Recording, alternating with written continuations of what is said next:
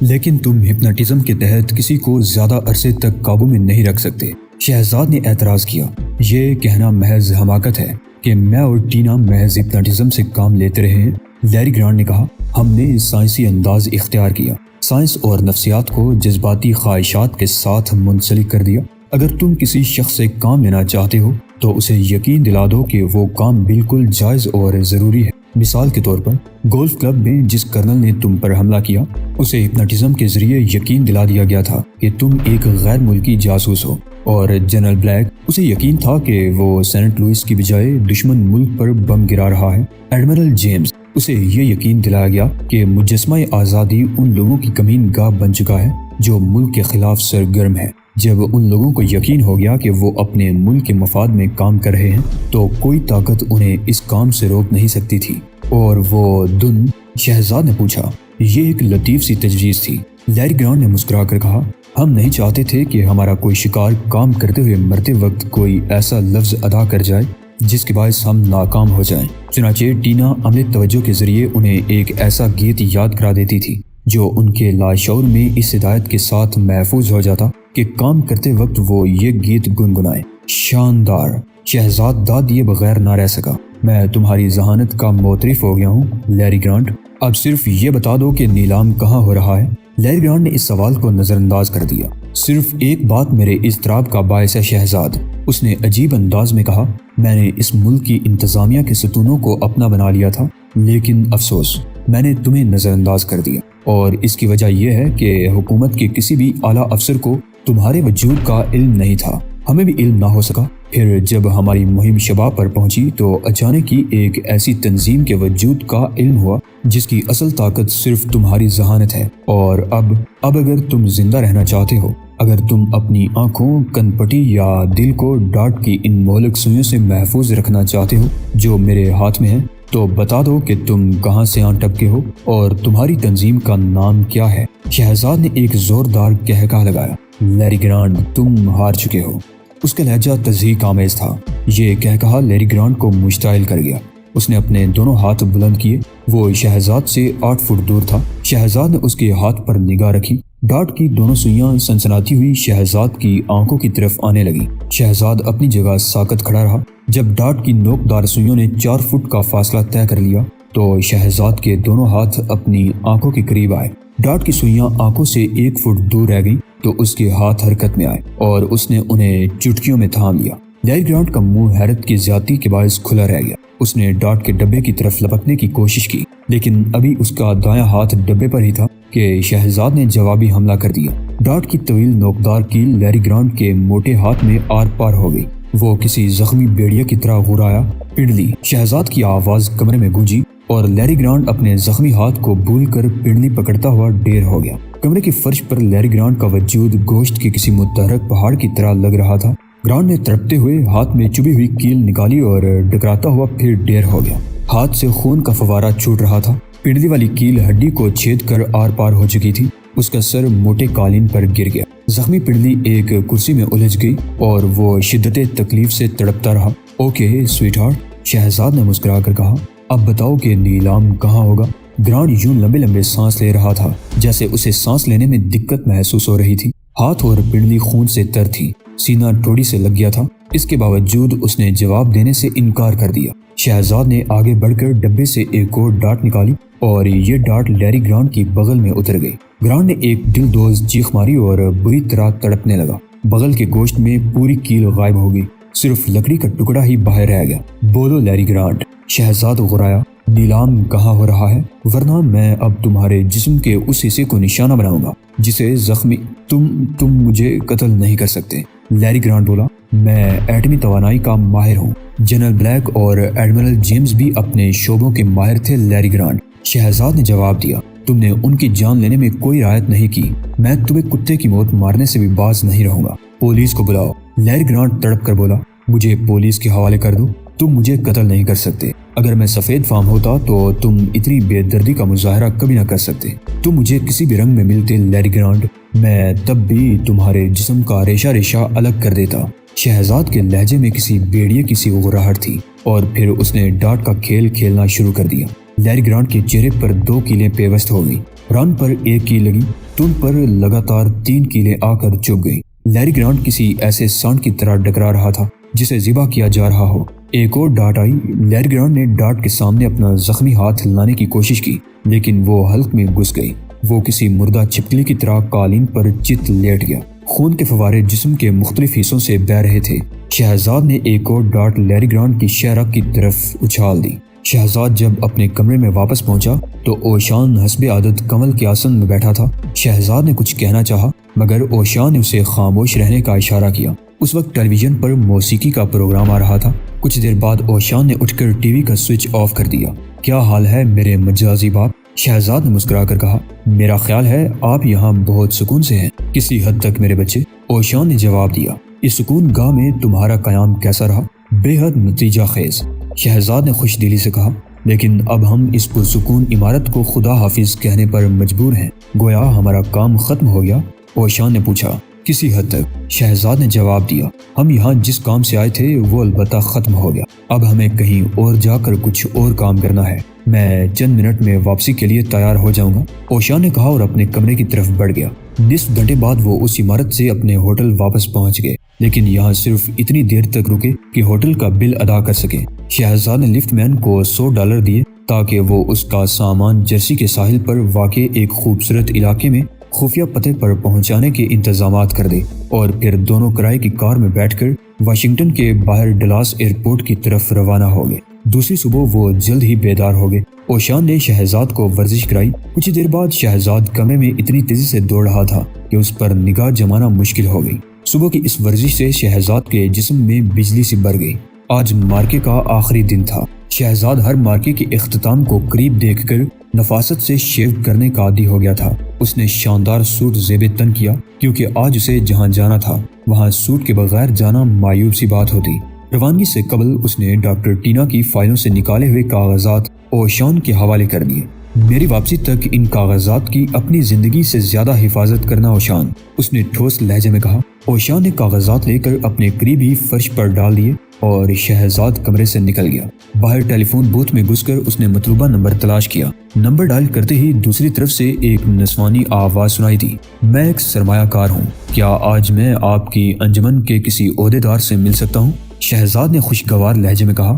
مجھے افسوس ہے جناب، ہمارا دفتر آج سپہر 3 بجے مرمت کے لیے بند ہو جائے گا۔ نسوانی آواز نے جواب دیا۔ صرف مسٹر ڈیوڈ دفتر میں موجود رہیں گے تاکہ مرمت کی نگرانی کر سکے۔ شہزاد نے ریسیور رکھ دیا۔ گویا نیلام 3 بجے شروع ہوگا۔ وہ بڑبڑایا۔ اب اسے ان کاغذات کی اہمیت کا احساس ہو رہا تھا جو لیری گرانٹ کی جیب سے نکلے تھے۔ انہی کاغذات میں اس انجمن کا پتہ بھی تھا۔ اس نے سوچا کہ نیلام میں یقیناً کئی ملکوں کے نمائندے آئیں گے اور وہاں پر مدعو مہمانوں کی بڑی تعداد میں ایک بن بلائے مہمان کی بھی گنجائش نکل سکتی ہے۔ ٹھیک 3 بجے شہزاد عالمی سرمایہ کاری کی انجمن کی عمارت کے 8ویں فلور پر پہنچ گیا۔ عمارت میں واقعی مرمت کا کام جاری تھا لیکن آج مزدوروں کو 3 گھنٹے پہلے ہی چھٹی دے دی گئی تھی۔ 9ویں منزل سے ایک لفٹ نیچے آئی اور باقی بچ جانے والے مزدور بھی چلے گئے۔ مزدوروں کے ساتھ 8ویں منزل کے ہال پر ایک نوجوان نظر آیا جس نے مزدوروں کو ہال سے نکال کر دروازہ بند کر دیا۔ شہزاد 8ویں منزل پر ہی موجود رہا۔ 5 منٹ بعد ہال سے فون کی گھنٹی بجنے کی آواز سنائی دی۔ کسی نے دوسری گھنٹی بجنے سے پہلے ہی ریسیور اٹھا لیا۔ 5 منٹ بعد ایک لفٹ نیچے سے 8ویں منزل پر آ کر رک گئی۔ دروازہ کھلا اور لفٹ نے مختلف قوموں کے 8 افراد اگل دیے۔ شہزاد ایک کونے میں چھپ کر انہیں دیکھتا رہا۔ وہ جن جن قوموں کے ترجمان تھے ان کی علامت ان کے چہروں سے ٹپک رہی تھی۔ یہ لوگ ہال کے دروازے پر رکے۔ ہال کا دروازہ کھلا اور وہ اندر چلے گئے۔ دروازہ پھر سے بند ہو گیا۔ شہزاد نے ہال کے دروازے پر جا کر کان ایک کیواڑ سے لگا دیا لیکن وہ کوئی آہٹ یا آواز نہ سن سکا۔ یقیناً وہ سب کے سب ہال میں بنے ہوئے کسی کمرے میں ہوں گے۔ شہزاد نے دروازہ کھولنے کے لیے ہینڈل گھمایا لیکن دروازہ اندر سے مقفل تھا۔ وہ ہال کے عقبی دروازے کی طرف گیا۔ یہ دروازہ دھندلے شیشے کا تھا۔ شہزاد نے ایک سکہ نکال کر دروازے پر دستک دی۔ دروازہ صرف اتنا کھلا کہ اندر والا باہر جھانک سکے۔ کون ہے؟ دروازہ کھولنے والے نے پوچھا۔ مسٹر ڈیوڈ تشریف رکھتے ہیں؟ شہزاد نے پوچھا۔ اسے یقین تھا کہ ڈیوڈ نامی شخص عقبی دروازے کے بجائے مرکزی دروازے پر ہوگا۔ ہاں موجود ہیں، انہوں نے مجھے بلایا ہے، شہزاد بولا۔ ساتھ ہی ساتھ وہ اپنی ایک انگلی اس زنجیر کی طرف بڑھا رہا تھا جو دروازے اور چوکھٹ سے منسلک تھی۔ اسی زنجیر کے باعث دروازہ پوری طرح نہیں کھل سکا تھا۔ اس نے ایک جھٹکے سے زنجیر توڑ دی، دروازہ کھل گیا۔ وہ اندر گھسا اور اس نوجوان کو دبوچ لیا جو اس کی راہ میں مزاحم ہونے کی کوشش کر رہا تھا۔ تمہارا نام؟ شہزاد غرایا۔ اس کے دونوں ہاتھ نوجوان کے نرخرے پر تھے۔ ڈیوڈ، نوجوان نے شہزاد کی گرفت سے آزاد ہونے کی جدوجہد کرتے ہوئے کہا۔ شہزاد نے اسے ایک کرسی پر دھکیل دیا۔ تمہیں اپنے بچوں سے تو محبت ہوگی؟ شہزاد نے اس کی طرف جھک کر سرگوشی کی۔ ڈیوڈ اسبات میں سر ہلا کر رہ گیا۔ تب پھر تم میرے بارے میں زبان بند رکھو گے، ورنہ تمہارے بچے باپ کے بغیر ہی پرورش پائیں گے۔ شہزاد نے دھمکی دی۔ یہ کہہ کر اس نے ڈیوڈ کی کنپٹی پر ہاتھ مارا۔ ڈیوڈ 20 منٹ سے پہلے ہوش میں نہیں آ سکتا تھا۔ شہزاد نے ڈیوڈ سے نمٹ کر دایاں کان ایک دیوار پر لگا دیا اور پھر اس راہداری میں بڑھ گیا جو عقبی دروازے سے ہال اور کمروں کی طرف جاتی تھی۔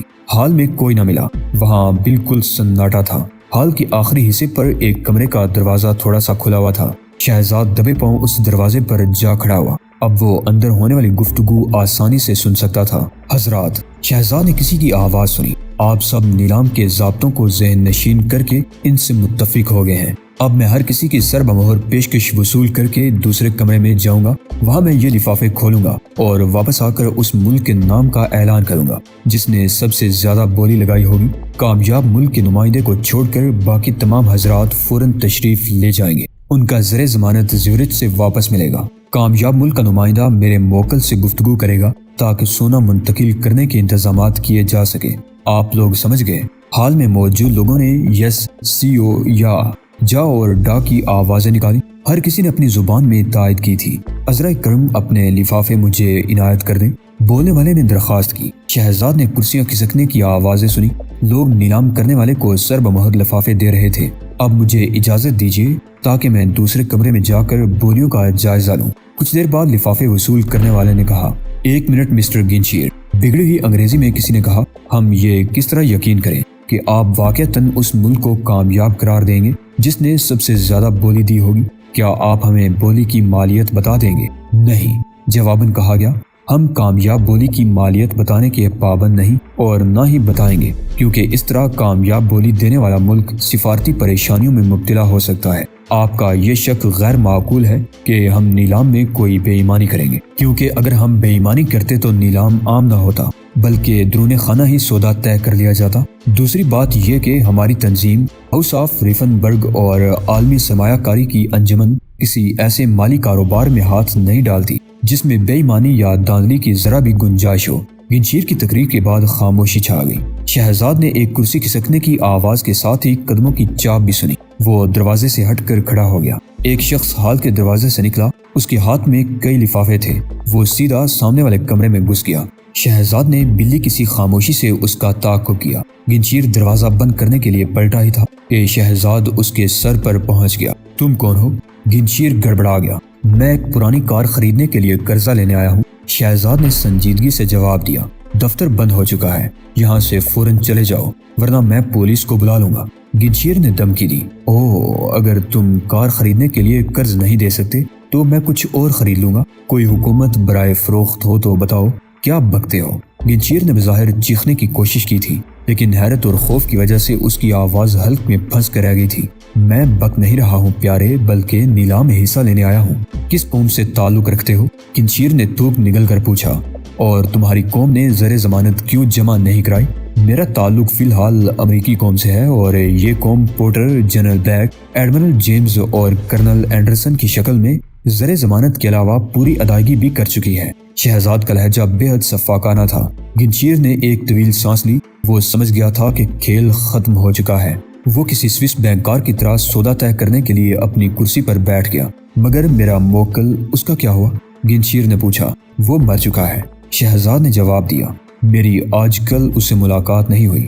وہ کیسا شخص تھا؟ گنشیر نے بے چینی سے ہاتھ ملتے ہوئے کہا۔ وہ پاگل کتا تھا، شہزاد بولا۔ لیکن میں تمہیں قتل نہیں کرنا چاہتا مسٹر گنشیر۔ میری تجویز ہے کہ تم آج ہی سوئٹزرلینڈ واپس جا کر بینکوں کے کاروبار میں دوبارہ مصروف ہو جاؤ۔ میں اپنا کام مکمل کر چکا ہوں۔ تب مجھے اجازت دو کہ میں کمرے میں واپس جا کر ان لوگوں کو بتا دوں کہ نیلام ختم ہو گیا ہے۔ نہیں، شہزاد نے کہا، یہ کام مجھے کرنے دو۔ یہ کہہ کر اس نے گنشیر سے تمام لفافے چھین لیے۔ اس کے ساتھ ہی اس نے اپنا انگوٹھا گنشیر کی کن پٹی پر مارا۔ وہ فرش پر لڑک گیا۔ شہزاد جانتا تھا کہ وہ 15 منٹ سے پہلے بیدار نہیں ہو سکتا۔ شہزاد فوراً ہی نیلام گر کی طرف چل دیا۔ لفافے اس کے ہاتھ میں تھے۔ 16 آنکھوں نے اسے حیرت سے دیکھا۔ یہ آنکھیں گنشیر کی منتظر تھیں، لیکن اب گنشیر کے بجائے ایک خوبصورت نوجوان ان کے سامنے تھا۔ موسیو گنشیر کہاں ہیں؟ کسی نے پوچھا۔ وہ بیت الخلاء میں ہیں، لہٰذا مجھے آنا پڑا۔ شہزاد نے موسیقی خیز انداز میں جواب دیا۔ انہوں نے مجھے نیلام مکمل کرنے کی ہدایت کی ہے۔ یہ کہہ کر وہ کانفرنس ٹیبل کے سرے پر کھڑا ہو گیا۔ اس سے قبل کہ میں کامیاب بولی دینے والے کا اعلان کروں، میں اس نیلام کے بارے میں چند نکات کی وضاحت کرنا ضروری سمجھتا ہوں۔ شہزاد نے دیکھا کہ تمام غیر ملکی دلچسپی اور تجسس کے عالم میں اسے دیکھ رہے ہیں۔ پہلے یہ اعلان کیا گیا تھا کہ کامیاب بولی دینے والا سونے کی شکل میں ادائیگی کرے گا، لیکن میں اعلان کر رہا ہوں کہ کامیاب بولی وہ ہے جس کے تحت سونے سے زیادہ قیمتی شے ادا کی گئی ہے۔ کامیاب بولی دینے والے نے ہمت، خون اور خلوص کی شکل میں پوری ادائیگی کر دی ہے۔ حضرات، کامیاب بولی دینے والے ملک کا نام وہی ہے جس کی آپ بولی لگانے یہاں تشریف لائے ہیں۔ کمرے میں فوراً ہی احتجاج سے پر آوازیں سنائی دینے لگی اور سب لوگ ایک دوسرے کی طرف دیکھنے لگے۔ میرا ملک اپنی بولی دگنی کرنے کو تیار ہے، ایک نمائندے نے کہا۔ ہم بھی بولی دگنی کر سکتے ہیں، ایک اور نمائندہ چیخ پڑا۔ ہماری بولی میں 200% اضافہ ہو سکتا ہے، تیسرا نمائندہ بھی غرایا۔ حضرات، شہزاد نے میز پر ہاتھ مارا۔ بولی ختم، نیلام گر بند کیا جاتا ہے، آپ لوگ ہار چکے ہیں۔ مگر ایک مغربی ملک کا نمائندہ بولا۔ اگر مگر کچھ نہیں، شہزاد غرایا۔ اگر آپ لوگ اپنے اپنے ملک بخیریت واپسی چاہتے ہیں تو ابھی اور اسی وقت تشریف لے جائیں، ورنہ میں فیڈرل بیورو آف انویسٹیگیشن سے رابطہ قائم کروں گا اور اس صورت میں آپ کے ملکوں کو عالمی سطح پر ندامت کا سامنا کرنا پڑے گا۔ آپ لوگ اپنے ملک واپس جا کر اپنے حکمرانوں سے کہہ دیں کہ کسی ملک کی آزادی اور حکومت برائے فروخت نہیں ہوا کرتی۔ اگر آپ کے ملک کسی کی آزادی سلب کرنا چاہتے ہیں تو پھر سونے کی بجائے ہتھیاروں سے بات کریں۔ اب آپ چلے جائیں، یہ لفافے اس حکومت کی تحویل میں رہیں گے۔ غیر ملکی شکست خوردہ انداز میں شہزاد کو دیکھتے ہوئے کمرے سے نکل گئے۔ کچھ ہی دیر بعد عالمی سرمایہ کاری کی انجمن کے لیے مخصوص اس عمارت میں کسی کے قدموں کی چاپ تک باقی نہ رہی۔ شہزاد نے کمرے سے نکل کر گنشیر کے کمرے میں جھانکا۔ وہ ابھی تک سو رہا تھا۔ اس نے ڈیوڈ کی طرف دیکھا، وہ بھی بے ہوش تھا۔ شہزاد ان دونوں کو قتل نہ کر کے خوشی محسوس کرنے لگا۔ ان لوگوں سے پولیس اب آسانی سے نمٹ سکتی تھی۔ 2 بجے دوپہر شہزاد ہوٹل واپس آیا تو اوشان اب بھی کمل کے آسن میں ٹی وی دیکھ رہا تھا۔ وہ کاغذات جو شہزاد نے اوشان کو حفاظت سے رکھنے کے لیے دیے تھے اب بھی فرش پر پڑے تھے، لیکن اوشان شہزاد کی طرف دیکھتے ہی اچھل پڑا اور اس نے لپک کر شہزاد کو گلے لگا لیا۔ اس گرم جوشی کی کوئی خاص وجہ استاد محترم؟ شہزاد نے حیرت سے کہا۔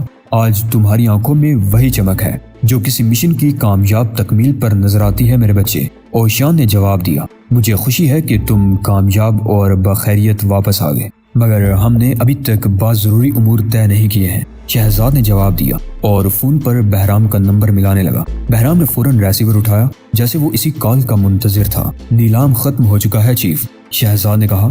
ہم جیت گئے، خدایا۔ دوسری طرف بہرام نے طویل سانس لی۔ کوئی جانی نقصان؟ نہیں۔ گڈ۔ بہرام کی آواز میں خوشی کا گہرا تاثر تھا۔